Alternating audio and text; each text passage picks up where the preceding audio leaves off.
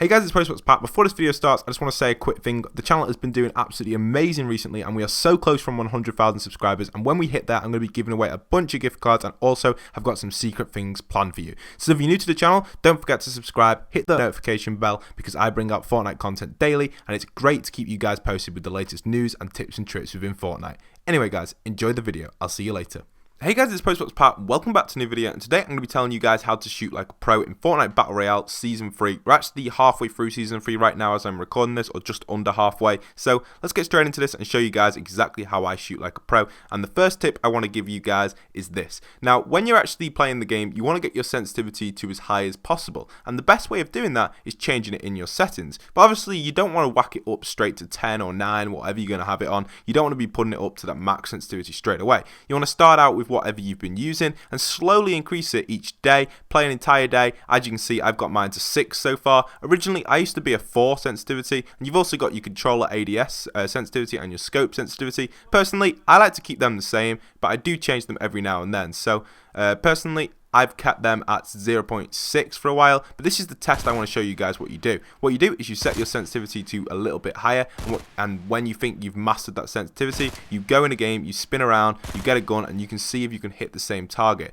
Now, as you can see, I keep actually missing this target, which means my sensitivity hasn't been mastered yet at 6.6. But once you can master it, you'll know because you'll hit the target every single time. Now, I've only recently been changing mine. I've been doing it every about 4 to 5 days. You can do it every day depending on how much you actually play the game. Personally, I like to do it every 5 days, but I know a lot of people, and in the past when I used to play other games, I used to increase it 0.5 or 1 each day, so it would slowly increase to the max sensitivity so you can have the maximum sensitivity in Fortnite Battle Royale. So if you just keep repeating this test every time you think you've hit that max mark on your sensitivity or you think you've mastered it, do this test, see if you can hit the same target. As you can see, I'm hitting it sometimes but missing some others, and obviously the shotgun's not reloading 100%. So personally, I just think this is a really good technique to learn how to get your sensitivity faster. And obviously the faster your sensitivity, the more likely you are to hit targets and the better you can maneuver around the map really. If someone's behind you, I can turn straight away and shoot him, and I can take out targets very, very quickly using this technique,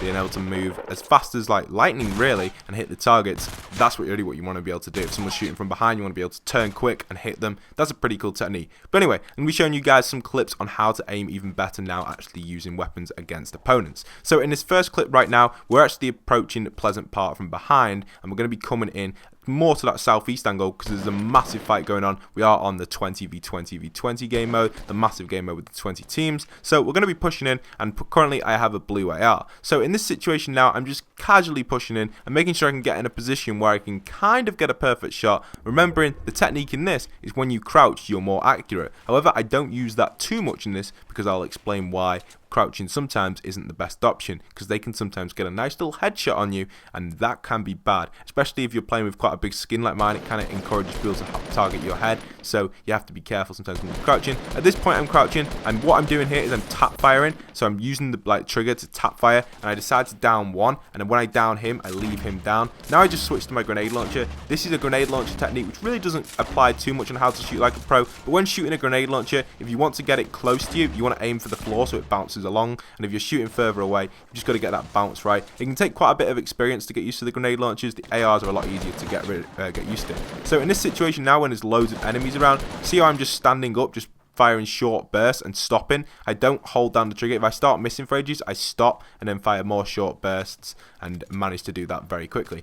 So that's pretty cool. If you're wondering why I'm using the ramps, I do have a video on that separately, why I push with the ramps rather than the stairs. It's a very crucial video and it's very awesome to check out. I'd recommend checking that out if you want to know why I use the ramps. But anyway, here's me again crouching. I'm stood up at the moment, but I was crouching. You just got to know when to stand up and know when to crouch in the right situations depending on how many enemies there are in that area.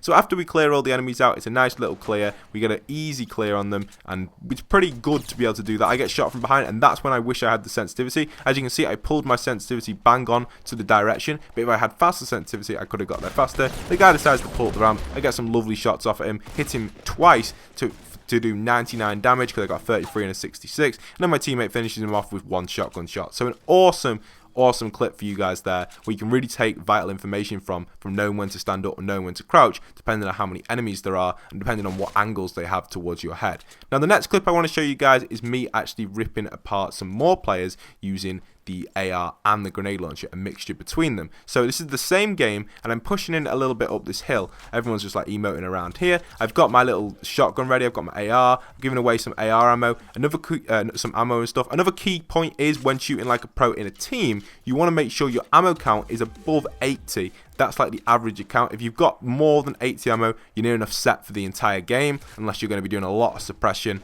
But if you've got less than 80, make sure everyone in your squad has more than 80. That's a goal that I like to do with my squads, just making sure they're alright. So here, I crouch straight away, I shoot straight away. You see how I go straight into the crouch position to shoot? Very key. And then obviously my grenade launchers, I aim for the floor with them. They roll in nicely. And in my crouch position, I'm stood up now because these guys are only moving slow. But when I'm trying to hit someone, I always crouch. Unfortunately, there I do get shot badly, but oh well. The next clip I'm going to be showing you guys is actually using ARs at range. Now, personally, I prefer to use AR at kind of not sniper range, but about 80 to 120 meters, which really is a sniper range. If you're speaking of sniper range being longer than that, which potentially it can be if you're going for like 200 meter snipes, but I like to use my ARs at like 80, 90 meters. This sort of distance here is probably about 80 meters to 60. I don't know the exact range of this to that building over there, but it's probably an estimate between there. And what I'm doing here is I'm tap firing an AR so I can get distance shots. As you can see, I get two lovely distance shots on them two guys when they're running around the building, and it's a clear example on how I use my ARs at range. Another clip here with the free burst, a great AR if you know how to use it. You can actually hit with all free bursts. So I've got the crouch position, nice little crouch, get in the crouch position, and got perfect free shots off. Then I switched to my M16, knowing that my free burst is no good in close range. I switched to the M16 because it's probably the second best gun I had in that situation at that close range. I'll replay that clip for you guys here. Now, with the free burst being more of a long range weapon, you have to consider that in close range, especially the way I used it there to be able to like burst fire using my crouch position. Very easy. Knowing my sensitivity off by heart, I've been able to switch around nice and quickly and kill the guy. Very simple, very easy to do. You just need to know your inventory. Now, inventory management is another way of shooting very near enough bang on, because if you know where your weapons are in your slot, you know how it works. Now, personally, I'm not the sort of person that likes to keep every weapon in the same slot. I like to have my weapons in different slots each game. It really doesn't bother me where my weapons are. You'll notice my inventory management isn't the best, and the reason for that is because I remember where my weapons are in that game, in that situation. However, having good inventory management really can shine in the right situations. Knowing where your weapons are, maybe having the AR, shotgun, SMG in any format, it doesn't matter which slots they're in. Obviously on PC it can be quite crucial because you can press command buttons to switch different weapons and stuff, whereas on console you have to switch through them. But key inventory management and knowing it off by heart, like knowing a structure that you use, can really help you guys in a lot of situations. Now, personally, I just like to have my shotgun next to my AR, either left or right, and I always remember it in the game or in the situation I'm in. I don't usually mess up my inventory management at all. I know it looks messy every single game I play, but personally that's because I prefer it to be like that. I don't like to spend time switching it around. I like to keep moving and keep the game flowing. Now, this kill here is a very crucial kill as well. This is actually showing off why the SCAR can be used to spray in some situations. So here I switched to my sniper, and I actually missed the sniper shot here. I just fired it a little bit too early. I should have fired it a little bit later. And what I decided to use the SCAR at range again to finish this guy off. So let me switch to the SCAR here. I spray it, I spray, and to be honest, I'm not really tap firing here. I'm not holding down the trigger. I'm just like spraying it. I'm like, obviously the SCAR, if you hold down the trigger, you can rapid fire it, or if you tap fire it, you can go like quite quick. So basically, I'm using my trigger fingers to tap fire that and just spraying. That can be quite crucial with the SCAR in a long distance situation, because usually your single shots probably aren't going to hit as well. Whereas more with the M16, you want to tap fire it a lot slower. That's just what I've personally gained with that. And in the free burst, you don't really need to, because it's always free bursts. It's always like tap fired technically, because it's free bursts or free bullets at once. So personally, I think those SCARs are more like of a spray weapon at range, just because of the damage and the chances of it hitting are a little bit more likely than the M16. But you don't always have to spray depending on the distance and stuff. Now, here's another good clip with me using an M16 on these characters in front, all these guys in front, not characters. We're heading south 200, just outside of Anarchy Acres, I think, heading just past Tomato Town. So these guys are actually running up the hill in front of me. Now, there's a team of 4 here. What I do here, I crouch, I miss a few shots at the start. You can see my accuracy is a little bit off because I'm just trying to predict where they're running to. But I'm tap firing with the M16, getting them perfect hits on I reload the M16, I crouch again. As I reload, I stand up, so I've got more movement speed just in case they try hitting me, and I'm stood still now. This is a risky thing to do, to completely stand still. No, I had a feeling that no one else would be around, so I just stand still, and I tap fire all the way up the hill. You can see how I'm predicting where they're going to run. I tap fire, and I managed to down them both. And again, there's a character in front of me here. I tap fire him a little bit, and in this one here, I spray him because he's very close to me. Usually when someone's very close in front of me with the M16, I will hold down the trigger rather than tap fire, because I haven't really got the time to tap fire in that situation, in case they may have a shotgun or an SMG or something. So I just have to hope for luck from the rapid fire of the M16. That's the same with most guns. Obviously you can't do it with the free burst, but you can do it with the SCAR, and you can do it with the M16. Sometimes the SCAR can be better to tap fire in front of someone though. Personally, I just hardly ever rapid fire the SCAR unless I'm trying to destroy structures or something like that. The SCAR is not one of them weapons that I usually rapid fire with. It's just not got that sort of like reliability for me, and I personally prefer to only rapid fire it really if you're trying to suppress someone or trying to destroy their structures. Other than that, I will always tap fire the SCAR, whereas with the M16, I usually switch between rapid fire and tap fire all the time, depending on the range and the different situation and stuff. As you could see then, you could clearly see how I use rapid fire in some situations, but in other situations, I used tap fire. So very crucial to understand that, and you guys understand it. Now here's a clip with the SCAR, which is pretty cool. The guy's actually going up there, a range. This is me tap firing the SCAR. You can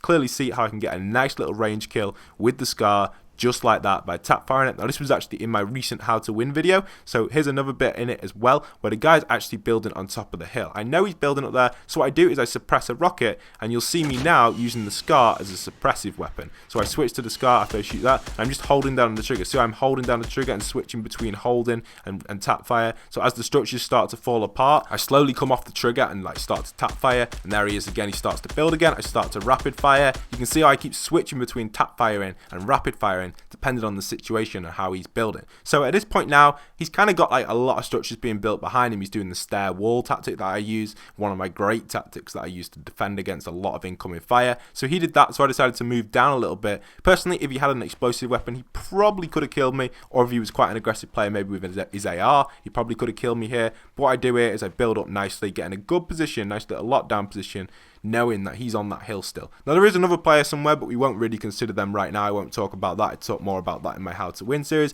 We'll just focus on exactly how I got these shots off. So in the position I'm in, I know he's up there, and I know I've got tons of bullets to keep suppressing if I have to, and I got 21 rockets. Now the rocket launcher is a completely different weapon. I'll be doing more guides on how to shoot like shotguns and explosive weapons in the future, but for now we're mainly focusing on ARs because that's what everyone uses within Fortnite Battle Royale. I will do maybe one on SMGs as well if you guys would like to see that. But as you can see, this guy comes out, I rapid fire a bit, I rapid fire, he fires his rocket. The reason I rapid fired then is because I knew he was going to fire a weapon back at me, so I had to just suppress quickly. Here I am again, rapid firing. That sort of distance you can rapid fire out and get that timing perfectly right.